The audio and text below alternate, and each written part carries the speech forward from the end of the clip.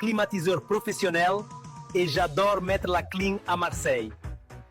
Besoin d'un climatiseur? Ramos Clim. Un problème de dernière minute. Ramos Clim. Disponible à Marseille et ses environs. Bénéficiez de moins 90% avec le code promo Aubameyang. Quelqu'un qui m'entend? Oui, qu'est-ce que vous voyez? Un iceberg droit devant!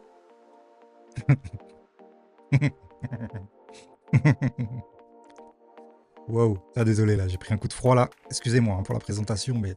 Ouh, Ramos Clim, ouais, Ramos Clim. Je sais pas pour vous, hein, mais on a tous sorti le plaid, et notamment nos amis marseillais. Pas de chance, ça sera pas pour cette fois. Salut à tous, c'est Linux, on se retrouve sur Rap & Foot pour ce débrief et retour à froid sur ce match qui est passé par plusieurs scénarios. On va détailler tout ça dans cette vidéo, tout ça juste après le générique. Numéro 10, je suis le capitaine. En rouge et bleu à la parisienne. Fuck le Barça, fuck les madrilènes. Bang, bang. Champions League. Odé, 10, 90e, on leur met la clim. On les frise. Donc voilà, retour pour l'analyse de ce match. Victoire du Paris Saint-Germain au tir au but. Il faut le souligner aussi, et j'ai envie de commencer cette vidéo en disant quand même bravo à l'équipe de Marseille. Cette équipe de Marseille nous a donné du fil à retordre, il faut le dire. Et une fois de plus, on a quand même un Paris Saint-Germain assez moyen sur ce match. J'ai pas vraiment été impressionné par cet engouement. On a très bien commencé la partie, mais vite fait de constater que l'équipe de Marseille était là aussi pour obtenir un trophée qu'ils attendent depuis 14 ans maintenant. Et ce chiffre 14, c'est 14e trophée des champions pour nous. Encore un qui va atterrir dans l'armoire, qui d'ailleurs est restée ouverte depuis l'été dernier. Il n'y a pas raison de refermer la vitrine, bien entendu. Vu la cadence où on prend les trophées, il n'y a pas de cadenas dessus, vous le savez. Donc voilà, dans cette vidéo, je ne vais pas trop vanner les Marseillais parce que ce scénario est incroyable une fois de plus. Et je dois dire que ce scénario est beaucoup plus palpitant qu'un 3-0 en palais pesé pacté, où il n'y aurait pas grand chose à dire, hormis une grosse domination parisienne. Voilà, ça fait plaisir quand même de trouver de l'adversité, on va pas se cacher. Il n'y aurait pas de football s'il n'y avait pas d'adversaire. Donc respectons ce côté-là. Marseille a fait son match, je dois dire. Même s'il n'était pas invité à cette table de base, c'est comme si tu ramenais ton voisin à manger et qu'il allait te grailler tout ce que tu as fait comme course dans le frigo. Ça l'aurait mal fait. Sincèrement, je dois dire que dans les 2 dernières minutes, je me suis dit non, pas ça. Pas ça, sérieusement, je préfère même perdre contre le PFC en Coupe de France que donner ce trophée aux Marseillais. La vérité, c'est ce que je me suis dit, c'est ce qu'on s'est tous dit. Et ça, c'était sans compter l'entrée une fois de plus de Gonzalo Ramos. Va falloir vraiment mettre du respect sur son nom. Sincèrement, je n'ai jamais vu ça d'un autre attaquant, si ce n'est depuis l'époque Manchester United avec Ole Gunnar Solskjaer pour les plus anciens qui connaissent. Un super sub qui sort tous les 20 ans dans une équipe. Ce genre de joueur qui te transforme une saison, ce genre de joueur qui te bascule un match. Et pour ça, Ramos est le meilleur joueur au monde dans ce Ramos Time. Je compte même plus le nombre de fois où on l'a sorti de notre chapeau et il nous a sauvé la mise. Déjà l'année dernière avec City, ce but qui a pris 5 minutes à être validé et qui nous garantissait cette victoire face à Manchester City. Cette année, pareil, but dans les arrêts de jeu contre l'Atalanta. Super Coupe d'Europe, rentre à la 77e et marque à la 94e minute. Pour l'égalisation 2-2, tiens, déjà, il y avait déjà des prémices. Et pour qu'on conclue, une séance de tir au but qui nous réussit à chaque fois. C'est dingue la maîtrise qu'on a sur une séance de tir au but. Le Paris Saint-Germain est la meilleure équipe même dans ce domaine-là. On se rappelle aussi de son entrée à Barcelone à la 72e pour une victoire et un but à la 94e, spécialiste des clims. Il nous a récidivé en championnat face à Nice, 72e pour un but à la 92e. Et il y en a d'autres comme ça, des cas de configuration. Et là, bravo champion, parce que c'est un joueur qui nous rapporte des points, qui est décisif, qui est clutch. Pour ceux qui pensaient le voir partir au mercato, sachez qu'il ne partira pas. Il a son rôle, il a un rôle très important au Paris Saint-Germain. C'est quelqu'un qui ne rechigne pas, il accepte son temps de jeu.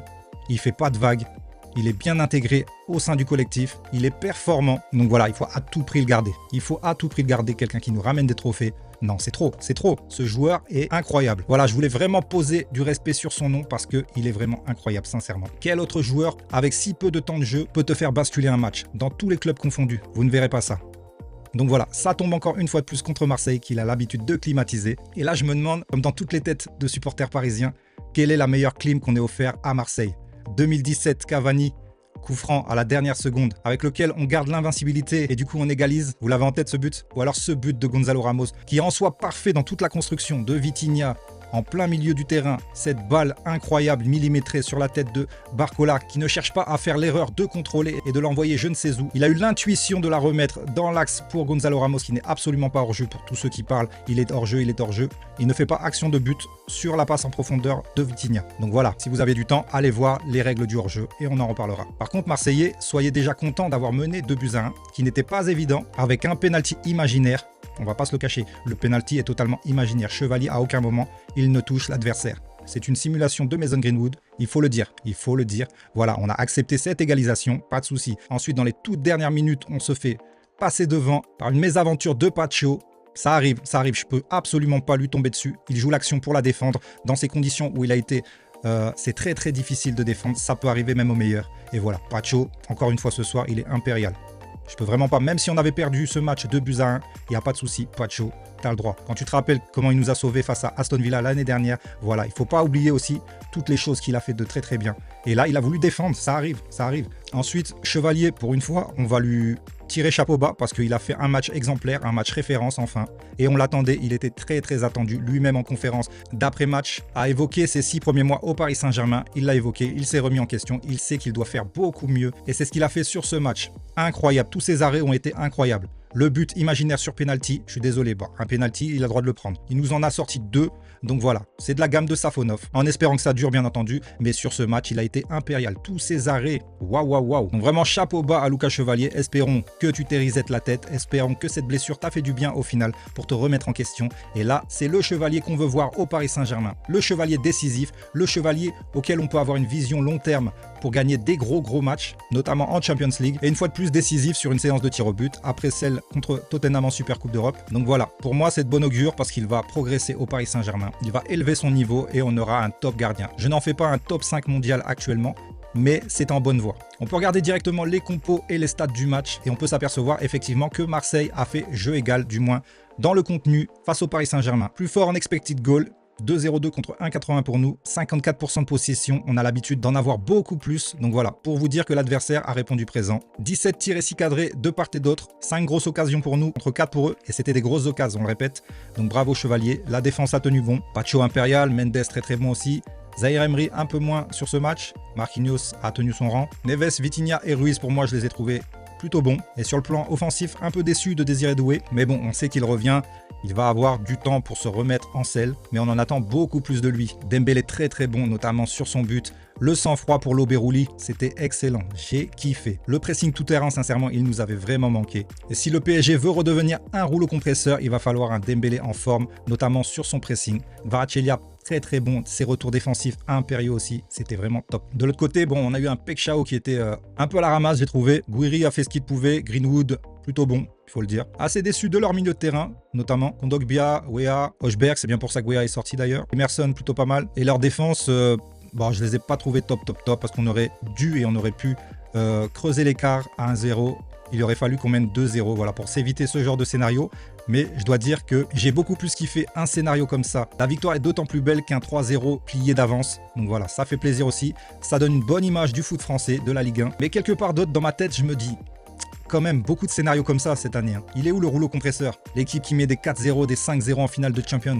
Donc voilà, faudrait pas trop jouer à ça. Ça me rappelle un peu le Real Madrid qui avait enchaîné les 3 Ligues des Champions. C'était aussi comme ça en fait. Tu te disais jusqu'à la dernière seconde, ils peuvent que faire quelque chose et ils te renversaient un match. En même temps, ça travaille notre mental. C'est comme ça qu'on obtient de la confiance en nous. On sait très bien que même mené par 2 buts, on est capable de renverser. Et ça, c'est très bon. Mais il faudrait pas jouer à ce jeu avec n'importe quelle équipe. Il y a des équipes qui seront impossibles à remonter. Attention face à Arsenal, attention face au Bayern. Voilà, ce jeu est dangereux, mais ce jeu nous forge aussi. Quoi qu'il en soit, du coup, c'est un nouveau trophée pour nous et sincèrement mérité. Marquinhos, en tant qu'habitué, il a pris goût. Il y a pris goût vraiment et ça se voit, il kiffe parce qu'il sait très bien qu'il n'est pas éternel au Paris Saint-Germain.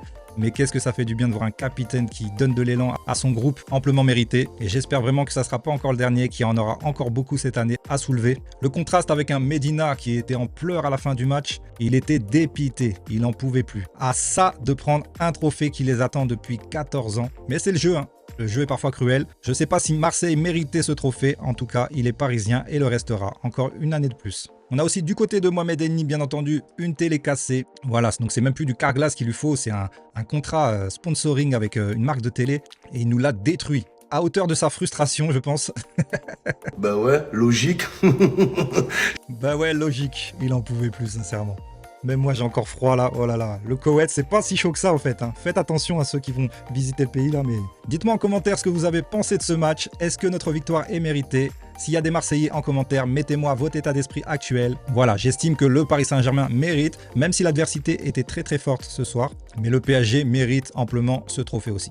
Déjà qu'on vous avait invité, soyez respectueux. Ne soyez pas ingrats. Le penalty était très généreux, faut se le dire, et un but contre son camp une fois de plus. Vous nous avez battus avec un but contre notre camp, on en a remis un là. Au bout d'un moment, essayez de marquer de vous-même quand même.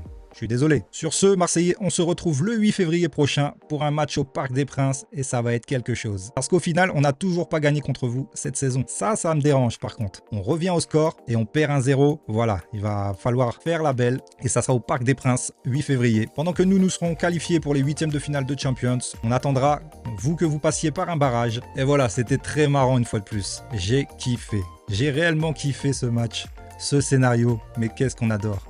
C'était Linux sur Up & Foot. Ciao, ciao, ciao.